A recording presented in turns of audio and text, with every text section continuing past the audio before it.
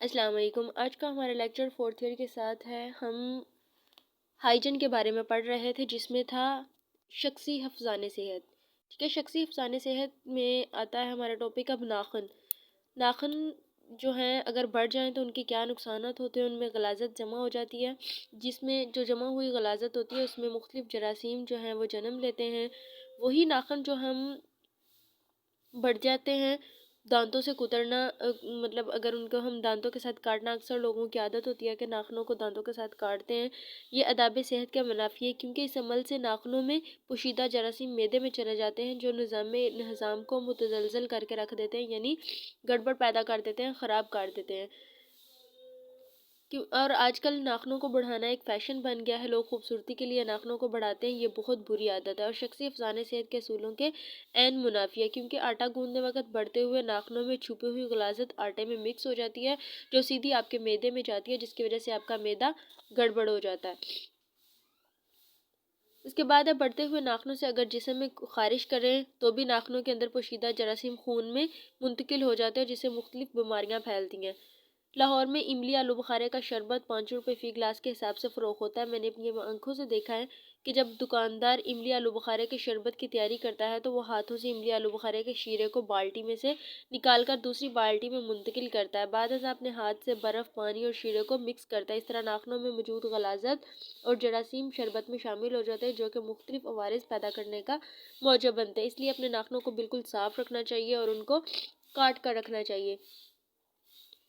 شہری لوگ فلودہ کے بڑے شوقین ہوتے ہیں۔ دکاندار فلودہ کی تیاری میں ربڑی، شیرہ، روح کیوڑا اور تخم بالونگوی چمچ کی مدد سے کھاتے ہیں،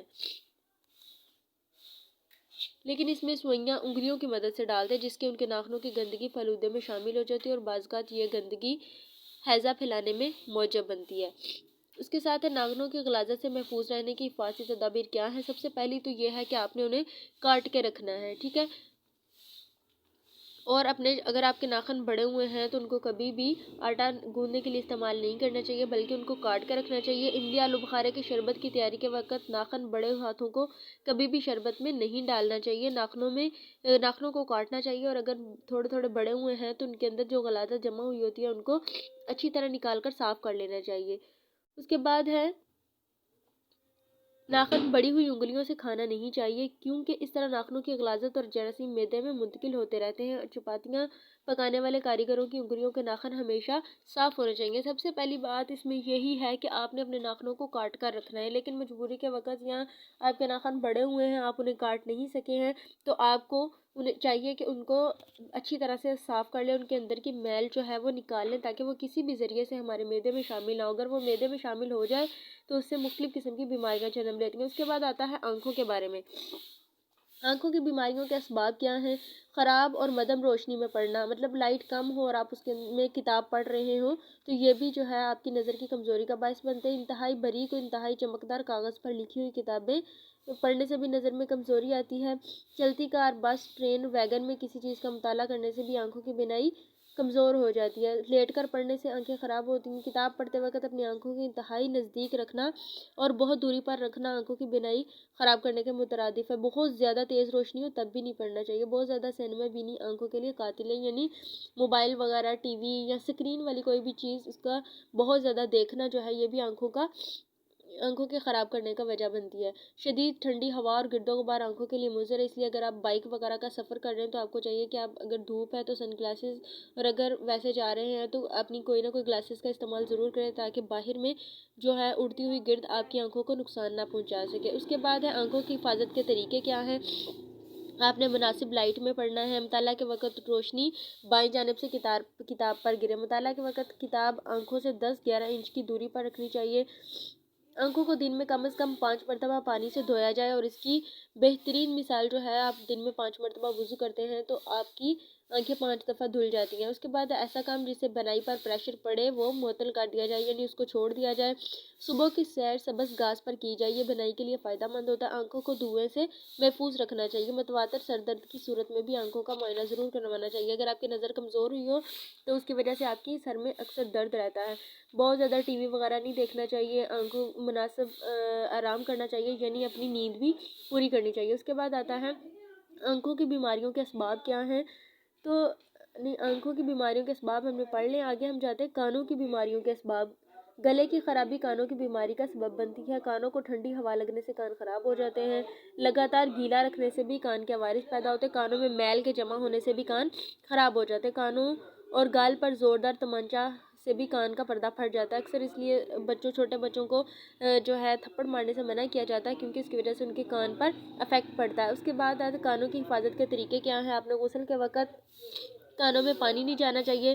تیراکی کے وقت کانوں میں برڈز ڈال لینے چاہیے تاکہ پانی کانوں میں داخل نہ ہونا پائے. غسل کے بعد کانوں کو اچھی طرح صاف کرنا چاہیے. اسی طرح اگر کان میں کوئی کیڑا مکوڑا داخل ہو گیا ہے تو اس میں بورگلیسٹرین ڈیلے خود کیڑا خود بخود تیر کر باہر آ جائے گا. اس کے میں کوئی چیز نوکدار ڈال کر اس کو نکالنے کی کوشش نہیں کرنی چاہیے. اس کے بعد کان ناک اور گلے کی صفائی کیسے کرنی ہے. آپ نے مختلف بیماریوں کے جراثیم جسم کے اندر گھس جاتے ہیں پھر وہ معدہ انتڑیوں پر حملہ آور ہو جاتے ہیں. بعد یہ پورے نظام تنفس کے اعضاء میں داخل ہو جاتے ہیں. اس لیے یہ ضروری ہے کہ ناک کے نتنوں کے بالوں کی حفاظت کرنی چاہیے تاکہ یہ فلٹر کا فریضہ سر انجام دیتے رہیں. ایک عرصہ تک اونچی آواز سے لیکچر ڈیلیور کرنے سے اجتناب کریں ورنہ بہراپن پیدا ہو جائے گا.